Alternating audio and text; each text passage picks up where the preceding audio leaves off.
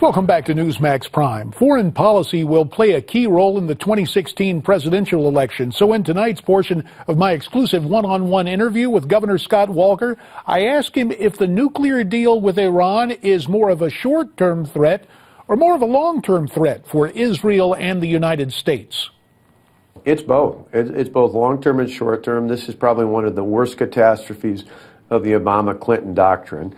This is a country that I remember as a kid tying yellow ribbons around the tree in front of our house, my brother and I, during the 444 days that Iran held 52 Americans hostage. One of them is a friend of mine, Kevin Hermaning. He was the youngest hostage, a Marine who had just been assigned to the embassy there. He joined me actually at my kickoff because he knows, just as I know, that Iran hasn't changed much from the day he was released on Ronald Reagan's first day in office. If I were president, I would terminate the bad deal with Iran immediately. I wouldn't wait to put my cabinet in place or anything else. I'm starting plans right now, so I'm ready on day one. I would reimpose the congressionally authorized sanctions. I'd work with the Congress to put in place even more crippling sanctions. And then I'd convince our allies to do the same. This is not, and the reason, J.D., per your question, sure, there's a long-term concern about their illicit nuclear infrastructure, which is critical. But in the short term, by giving them credibility, by lifting the sanctions, by putting money back in their hands and giving them credibility in the worldwide community out there, you're empowering the leading country when it comes to state-sponsored terrorism. This money isn't going to go back to help the Iranian people, who I don't have a beef with. I think the people in Iran want to be more free. They don't want to live under this oppressive regime, under their supreme leader and the president there. They want to have more freedom. This money's not going to help those people. It's going to go into Hezbollah. It's going to go to Hamas. Those are two, on either side of Israel, two entities that are directly targeted towards taking out Israel. It's going to go into Assad in Syria. It's going to help the Shiite-based militias in Iraq. It's going to help the Houthi rebels in Yemen.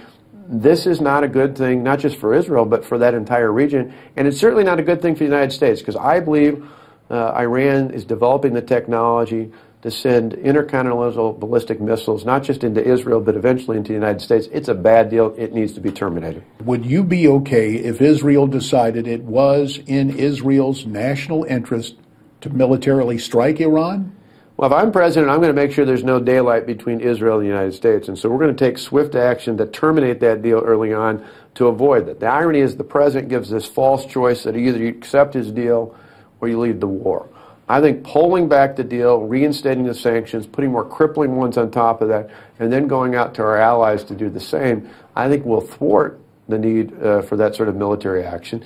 But we shouldn't take anything off the table. We certainly shouldn't have daylight between ourselves and the state of Israel. When it comes to our military, Jeb Bush has said he is okay with having transgender folks in the military, quote, as long as it doesn't affect morale. As Commander-in-Chief, what would be your position on transgender and gays and lesbians serving in our armed forces? I wouldn't change the policy, and I think at a time where we just came off of a week where 4 Marines and a petty officer in the Navy were ambushed and killed at a recruiting center, where we see the current administration under the Obama-Clinton doctrine not lifting the political restrictions on our men and women in uniform in Iraq, and we see the challenges we face around the world. I think those of us who are talking about running for president need to focus on what we're going to do to rebuild the military. And our goal should be peace, but there will be times when America must fight. And I think it needs to be clear that Americans fight to win, and our men and women in the military need to have the resources to do that. So as president, I'm going to spend my time focused on those issues, not those others. If you became president, who would you emulate, and who would you include in your team of foreign policy national security advisors? Well, in my lifetime, the best president of national security and foreign policy was a governor from California. Under President Reagan, he not only rebuilt the military, he showed us how to stand up for our allies, he showed us how to stand up to our enemies, and without apology, he stood for strong American values, and that led to one of the most peaceful times in modern American history. I think what that shows is effective national security and foreign policies, not about speeches or trips. It's about leadership. It's about, as a governor, you surround yourself. If you're good, Democrat, Republican alike, if you're a good governor, you surround yourself with a cabinet of people who are exceptional in their areas of expertise. You work with them, you listen to them, but in the end, the buck stops with you. You have to make decisions. And so I've been a county executive where I had a cabinet. I've been a governor where I had a cabinet. I've showed how to put in place making strong decisions, even under incredible tension and controversy and pushback. I've shown how to stay firm on those decisions. And for me, I'm going to put good people in as Secretary of State, as Secretary of Defense, National Security Advisor. I'm going to work with the Joint Chiefs and others out there. I think people look at the folks I've already been working with, people like former U.S. Senator Jim Talent, who's been a key part of our national security panel. You look at not only people on our team, but others we work with, from George Shultz to Henry Kissinger to General Mattis to General Keane to General Hayden to ambassadors and foreign leaders from around the world. I've spent the time the last 6 or 7 months not preparing for debates, but preparing to be the President of the United States.